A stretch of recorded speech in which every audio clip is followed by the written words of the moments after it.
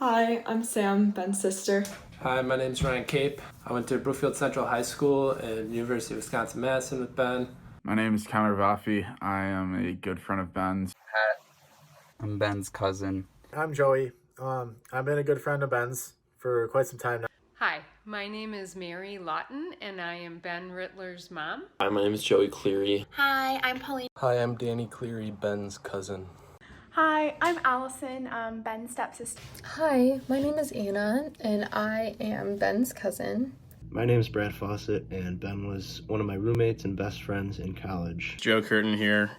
Hi, I'm Lindsay. Hi, my name is Aaron Hisme. Hi, this is Chris Rittler. I'm Ben's dad.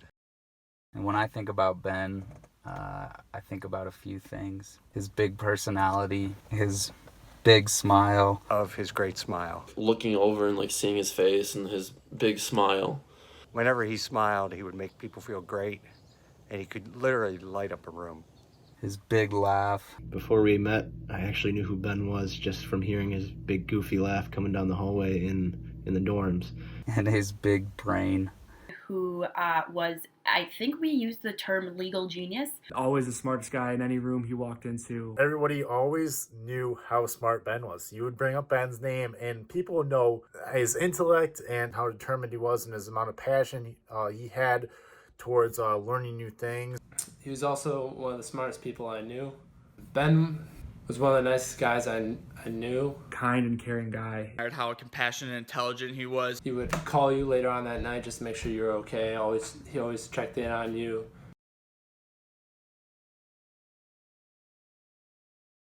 Intellectually, Ben continues to influence me in staying informed and in the art of debate. We had our fair share of friendly debates on a range of topics over the years, and he differentiated himself with his extensive research. But I think what I'll remember most is he was a really kind guy, really smart guy. And not only could he just crack jokes and just have stupid fun, he was also a guy that you could have a really intellectual, smart conversation with. You could argue with him in a good way, and he would challenge you, but also listen to you. Since his passing, I think the way to honor Ben is to enjoy every moment while you're in it. How his legacy carries on through me is that I try to find the fun in situations even if it can't be the best, and to stay positive and to always have a positive outlook on life. So I feel like from that, I just learned that the little things really matter. To honor his legacy, we enjoyed each moment a little bit more because well, one, Ben always did, but two, tomorrow wasn't promised.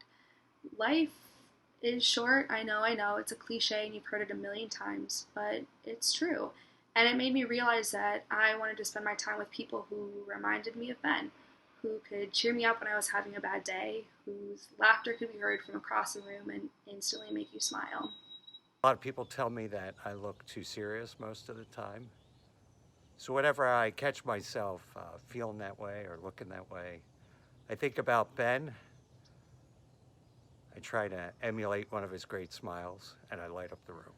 But he also knew how to balance life. He was taking his ACT. After he sat for that exam, he came home and thought he did pretty well, was very proud of himself. But let me know that he had taken naps in between the sections of that. And then when the results were mailed to us, shockingly so, he ended up with a 35 on that ACT. So that's something I always continue to remind myself and carry with me always, is I also tend to put my all into everything, but that you also need to balance your life and be able to relax. I guess every time I think about him, I always think of just keep pushing forward. Work smarter, not harder. And I say that to my students, and at first they're like, what?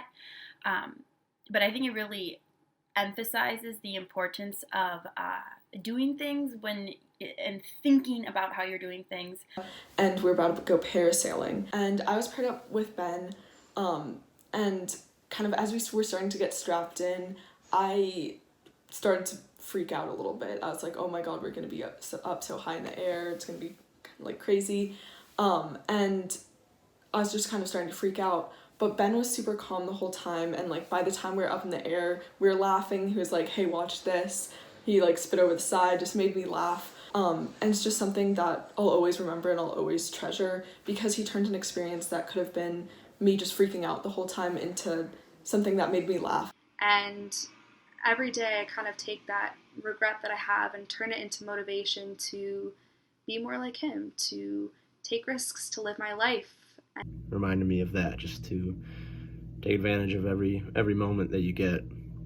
As we continue to live our lives without Ben, that's something that I really carry with me, is that you really never know what someone is enduring below the surface. I miss him. I wish he was with us right now, and I think every day about how he and I would still be friends, and the trouble we'd still be causing. I love you, Ben. I miss you.